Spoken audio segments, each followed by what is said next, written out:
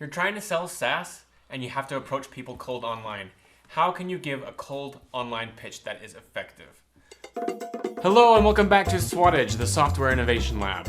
If you're new here, my name is Dale Richards. I'm a software innovator from Salt Lake City, Utah, and I love making software that changes the world. I'm building a SaaS product from concept to cash, and I'm taking you with me for the ride. If you want to build apps, grow your SaaS business, and make money doing cool software entrepreneur-related stuff, start now by subscribing and hitting the bell. And I'm here with Russ Westergaard, awesome friend, hilarious dude. We are going to have a fun conversation today about online pitching. Super excited. Specifically, we're talking about like LinkedIn invitations. You know, you're trying to connect with people, and so you have to like send them all the LinkedIn invitations. What do you put in that little message to make it the most effective connection you can make it? Because sometimes, let's be honest, we get some pretty terrible pitches online. And so we're going to go through some of these today, some good ones and some bad ones, and we're going to kind of share what we feel are some do's and don'ts of the cold online pitch. I think it's important to keep in mind that we are sharing this not to be like judgmental about the moral character of these people. We're not trying to roast people. No, but what we are trying to do is to kind of show you if you are selling your own SaaS product, or if you're in sales in general, how you might be coming across if you're doing a cold online pitch, how that might be coming through to your audience, to the receiver. So that's why we're doing what we're doing. I usually like to see 2 or 3 sentences. I want to see some, enough content that I'm not confused about why they're reaching out. It can't just be kind of, muddy. But the tone has to be right and it has to relate to me.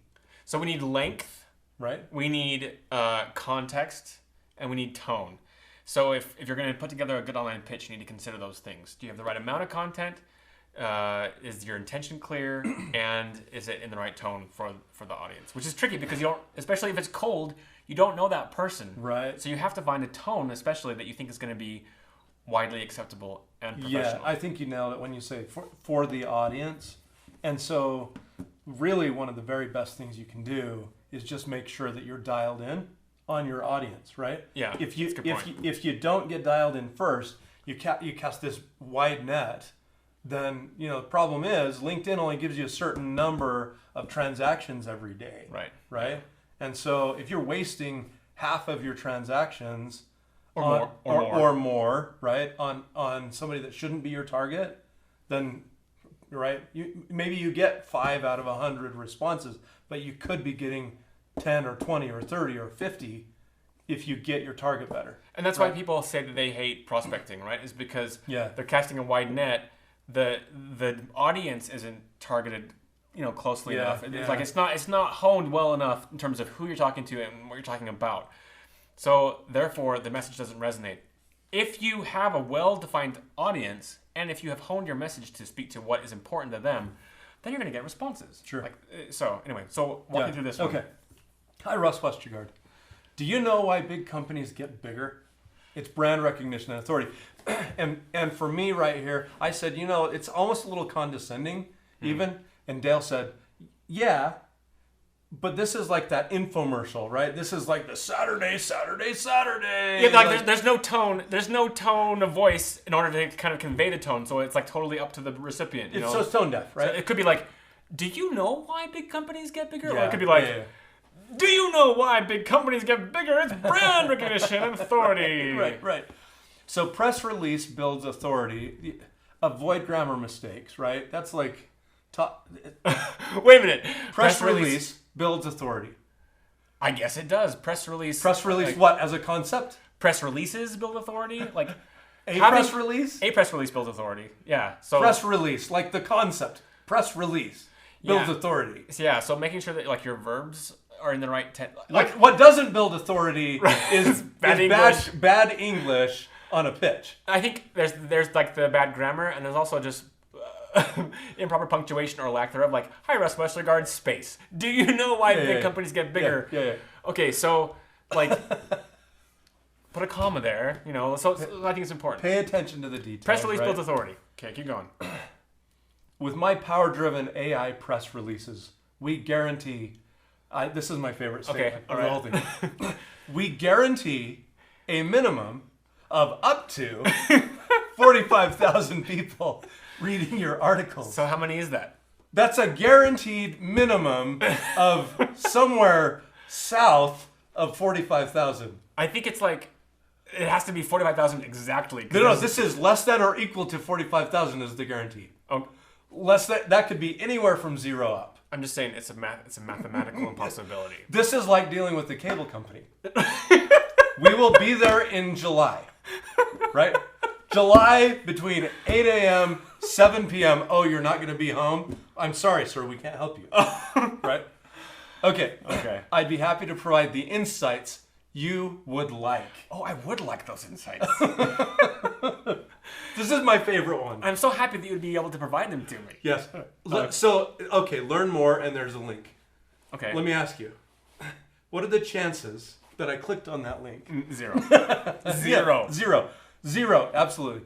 So a couple other observations here, because people are going to make assumptions, Okay. right? So I looked at this and I thought, okay, either one, no attention to detail, right? That's possible. Because of Two, punctuation and grammar. because of that. Okay. Two, outsourced overseas, Okay. right? Because there could be kind of an English second, third, fourth language here, right? Right. Which again is fine, but proofread before the stinking thing goes out. If you want to use somebody, because there's a lot of services out there, that's fine, but make sure you get the details right and you're signing off on it before it goes out, because it makes you look like an idiot. Yeah, especially we're gonna see this on one of mine also today. But like, yeah, like, there's nothing wrong with systematizing and having clear templates and processes and things like that.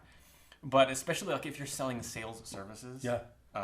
do it right. You do it the right way. Inspire me, right? That's right. Yeah, absolutely. Okay, so that's kind of too pitchy, a quirky infomercial. Yeah.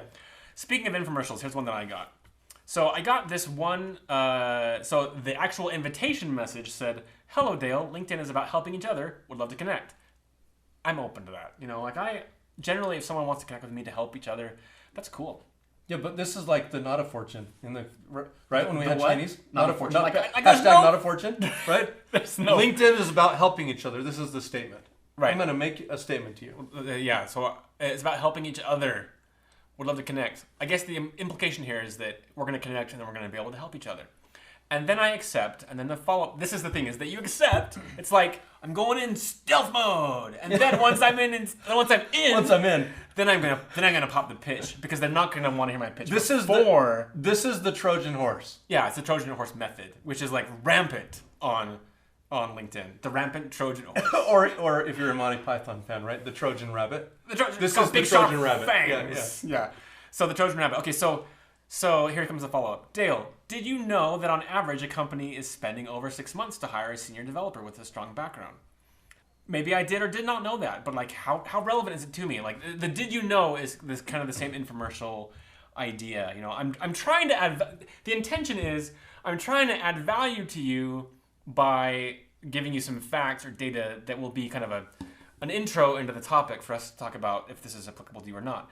But the effect that it has really is that I'm either condescending or I'm just kind of giving you an infomercial. Did you know that on average a company is spending over 6 months to hire a senior developer with a strong background? If this is a challenge for your organization, let me know.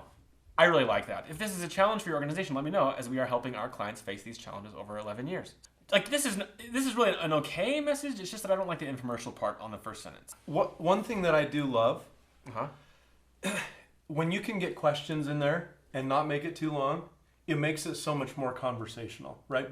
Because you're digging in and you're getting me to think, and it involves me in a conversation instead of just exclamation point, period, exclamation point, right?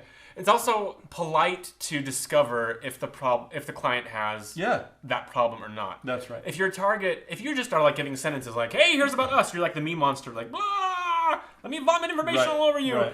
Like you haven't taken the time to just discover if this is even a relevant conversation to them. And so being able to ask, "Hey, is this a challenge you face?"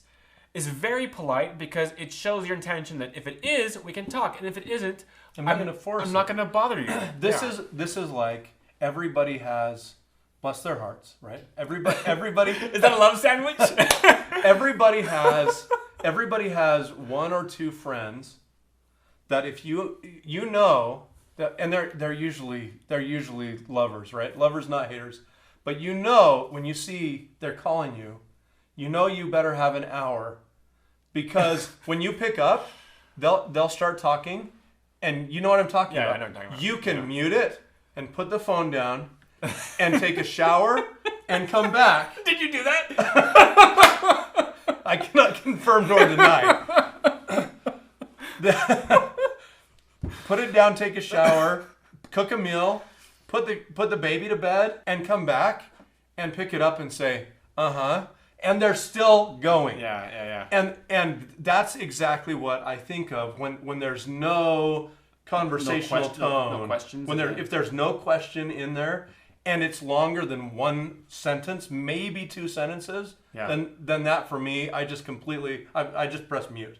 Yeah, pay attention to how much space we have here on the screen dedicated to text. You know, if you're exceeding that space, your pitch is too long. Join us again. Videos are published every Monday, Wednesday, and Friday at 12 noon Mountain Time.